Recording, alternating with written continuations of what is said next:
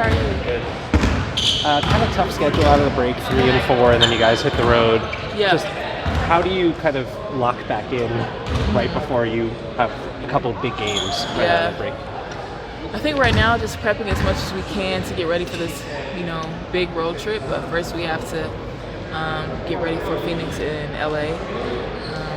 We've gotten reminded quite a bit of times about the past 2 times that we played them, and we don't want to go out and play like that against Phoenix, who's a really good team right now. So I think our biggest thing today was focusing on defense, and it's really locking in and playing together. You could tell we weren't on the same page defensively as we are now with our games. So yeah, I just want to make sure we're locked in and just take it game by game, day by day.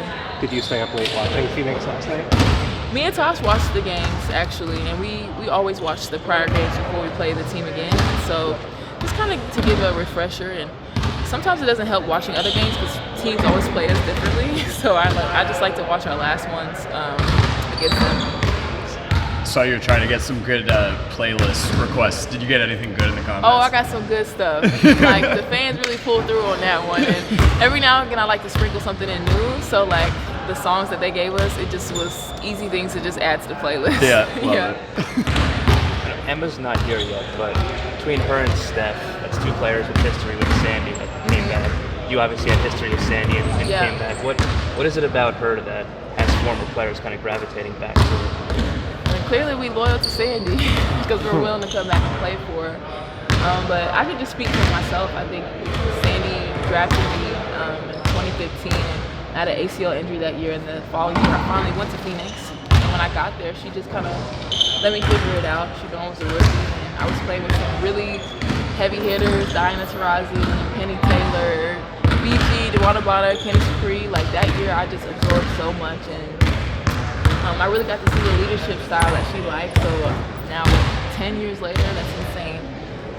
I can implement it here as a veteran. So I love playing for Sandy. I've always said that. She's a player coach, and she's very serious about what she's doing, but she also understands how the game goes. So I think we just all kind of see that and appreciate that and are willing to play for her.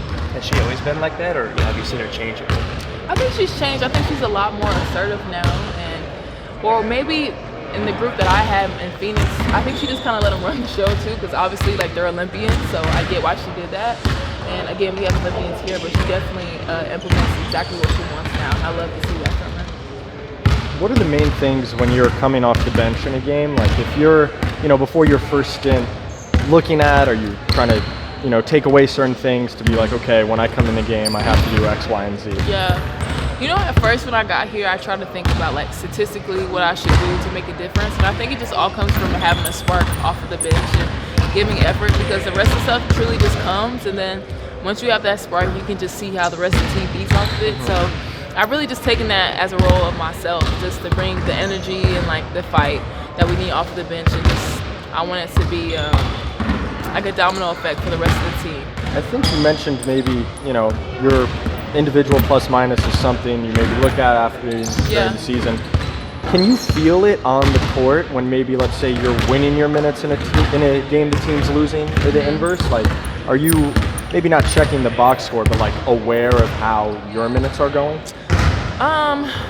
Not necessarily during the game. At halftime, I always like to repeat like areas that we need to get better at, whether it's like turnovers or assists, or if we're not winning on the boards, that's something that I communicate with the girls, or obviously turnovers and whatnot. But the plus and minus, I think it's more so like a feel as well. Like obviously I can't track it while I'm in the game, but I have those moments where I'm like, okay, we got this group in right now, we're getting stops, and somehow we get the lead back. Like those are moments where I start to feel it, and then after the game is when I check to see how I did.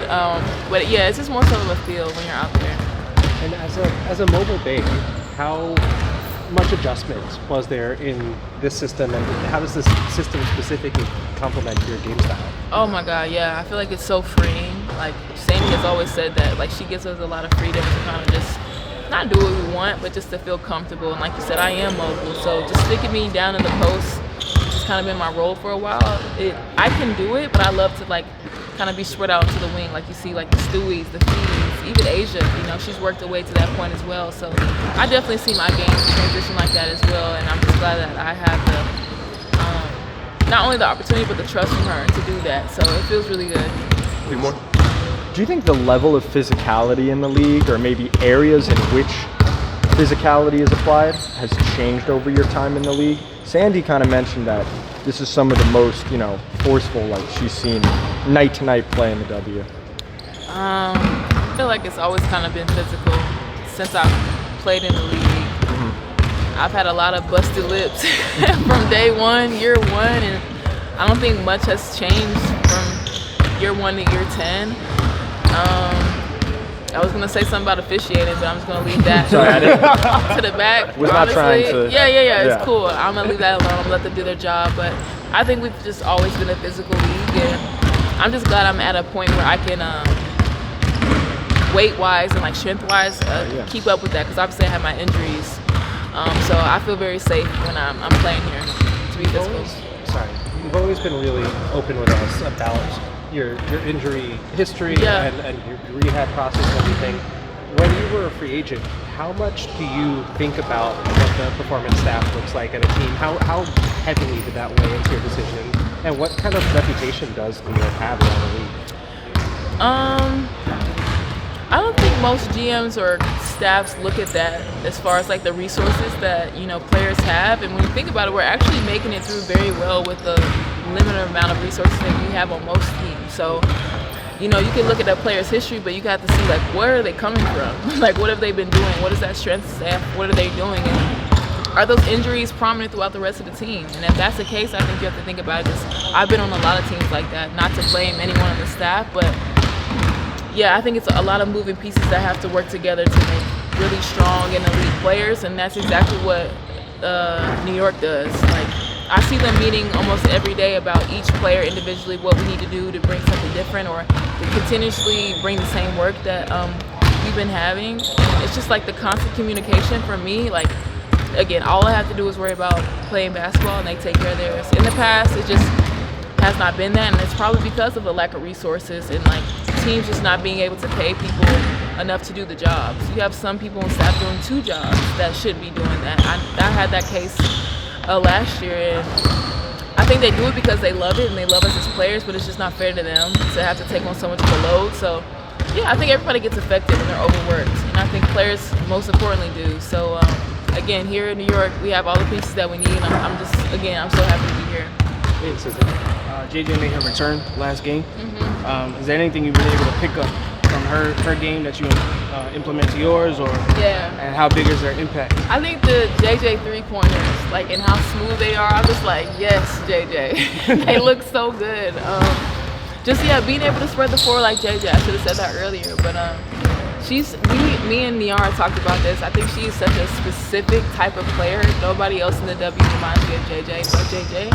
So to have her back is just like, it's incredible to watch, and I'm happy that she's healthy, and I'm still like making sure she's okay in practice, with her being back. But I think her vocality and her 3-point shooting is something that I want to make that consistent in my game as well. Thank you. Thank y'all.